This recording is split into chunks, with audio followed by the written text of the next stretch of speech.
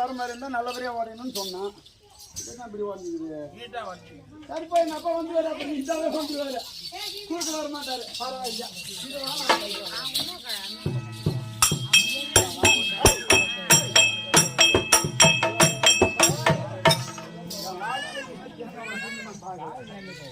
பரவாயில்ல.